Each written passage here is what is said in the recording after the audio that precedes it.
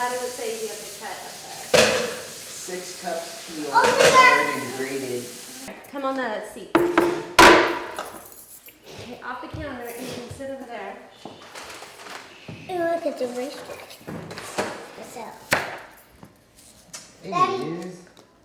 Daddy, the peelers We're right going to use there. just these parts. And we'll go stores. One of these guys down here? Thumb. Aha! This guy? Yeah. You know how to do that? Let's not lose a finger. This way or this way? Cooking the meal together and cooking the mortar, you know, the haroset together, being able to partake is really cool. And also getting to do something that's traditional and following the traditions, exactly how the Jewish people did it, and preparing things so that the kids learn something about tradition, and just rather than everything being so fast in our world, being able to cook food and sit down together and have meaning behind it and talk to the kids about it and explain to them why we're doing what we're doing is a pretty cool tradition and a pretty unique thing to do in today's culture. So Parker's going to take this over. This is the salt water. Salt Remember? water. Yeah. Careful. For me, I'm gonna drink it. Are we ready? Gosh. Can you get that, Clay? You got all 4 cups there. You got it? That's my seat. I was a little nervous just because I don't know much about it. I felt like it's kind of a Jewish thing, so it's just something you don't know much about. But now that we're getting into it, I'm seeing all the connections between what they believe and what they did and how it relates back to our faith, and it's pretty cool. All right, guys, you ready? Let's see. Here we go. It says, "On that day, tell your son, I do this because of what the Lord did for me when I came out of Egypt." Exodus 13:8. Thank you. That's good. Thank you. Hang on. Thank you. Dry your hands. Give that to the next person. Okay.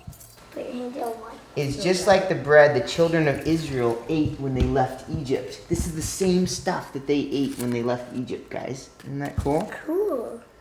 We start our evening with the lighting of candles. Mom will light the candles because the woman brings the light into the home.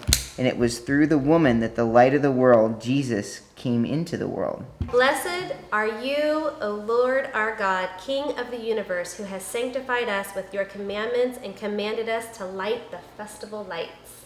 You guys remember what this is called? The afikomen? No.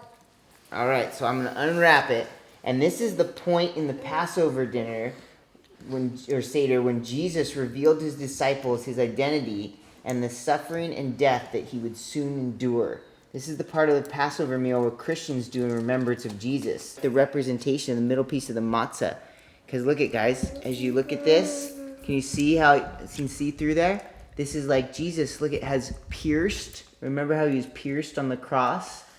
And then it stripes like when he got whipped and beat up by the guys before he was hung on the cross. So Jesus is telling him, this is what's coming and this is what's going to happen to me. So tonight, during the Seder, we got a deeper understanding of why Jesus is called the Lamb of God, that he takes away the sins of the world. So, we're going to dip it in the water, guys. Here? And Yep. We're going to Just a dip little it. dip. Little dip.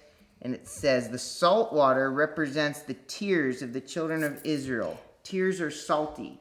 We are therefore reminded of the tears shed by those who are enslaved and hurting. Do we eat it? You can put on This your is a plate. good time to remember those who are hurting.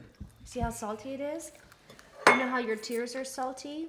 So being the leader of the household and going through it and reading the notes, I really felt like I learned a lot too. Just putting it into practice and doing it after you read it, and the Bible verses and how they all connect to each step that you're doing in the Seder.